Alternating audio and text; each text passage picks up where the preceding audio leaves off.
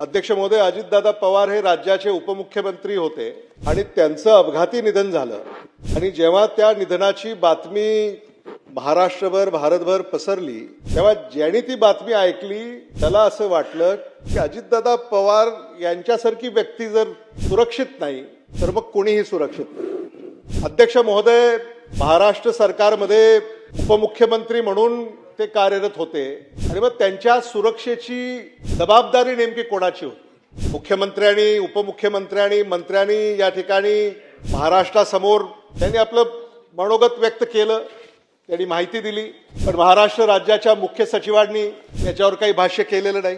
अध्यक्ष महोदय, मुख्यमंत्री आहेत, राज्यपाल आहेत, उपमुख्यमंत्री आहेत, मंत्री आहेत, हे जेव्हा प्रवास करतात, विमानानं प्रवास करतात, हेलिकॉप्टरनं प्रवास करतात, तेव्हा राज्य शिष्टाचार या विभागाअंतर्गत त्याच्यामध्ये काही नियम आहेत। राज्य शिष्टाचार विभागाच्या सचिवांना सुद्धा या संदर्भामध्ये काही भाष्य केलं नाही। अध्यक्ष महोदय, मुख्यमंत्र्यांच्या सुरक्षेची, उपमुख्यमंत्र्यांच्या सुरक्षिततेची, मंत्र्यांच्या सुरक्षिततेची जबाबदारी कोणाची आहे? ही जबाबदारी गृह खात्याची आहे का?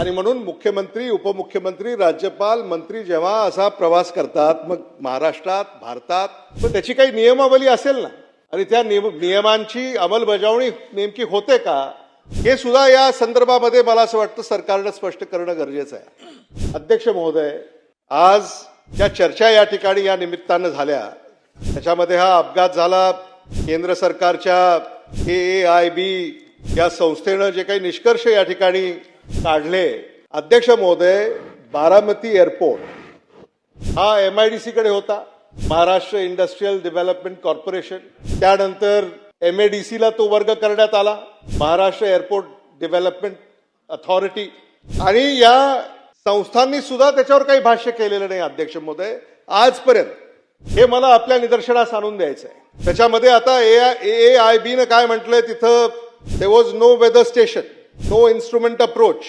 missing wind sock, faded runway markings, ह्या सगळ्या त्रुटी बारामती एअरपोर्टमध्ये असाव्यात। अध्यक्ष महोदय, अर्थसंकल्पामध्ये आता या सगळ्या विमानतळांना पुन्हा नव्यानं विकसित करण्याची घोषणा सुद्धा या ठिकाणी अध्यक्ष महोदय झाली, पण मला या निमित्तानं या ठिकाणी सांगायचं आहे की हे अगोदर समजा झालं असतं तर अशा घटना सुद्धा कदाचित या टाळता येऊ शकल्या असत्या। आणि म्हणून आजही मला, म्हणजे मुख्यमंत्र्यांना माझी या निमित्तानं विनंती आहे, आपल्या माध्यमातून मी सरकारला या ठिकाणी विनंती करू इच्छितो की महाराष्ट्र सरकारकडनं या संदर्भामध्ये काहीतरी निवेदन झालं पाहिजे, नाहीतर चौकशी होईल, मग ते केंद्राकडे आहे, केंद्र चौकशी करेल, सगळी चर्चा होत राहील। अध्यक्ष महोदय, पण यातून सुद्धा आपण काहीतरी शिकणार आहोत की नाही? महाराष्ट्र सरकारचे जे प्रमुख आहेत त्यांच्या सुरक्षेच्या संदर्भामध्ये, उपमुख्यमंत्री आहेत त्यांच्या सुरक्षेच्या संदर्भामध्ये, राज्यपाल, मंत्री, मला असं वाटतं की या संदर्भामध्ये अतिशय गांभीर्यानं याकडे पाहण्याची आवश्यकता आहे, हे मला मुद्दामून या ठिकाणी आपल्याला सांगायचं आहे।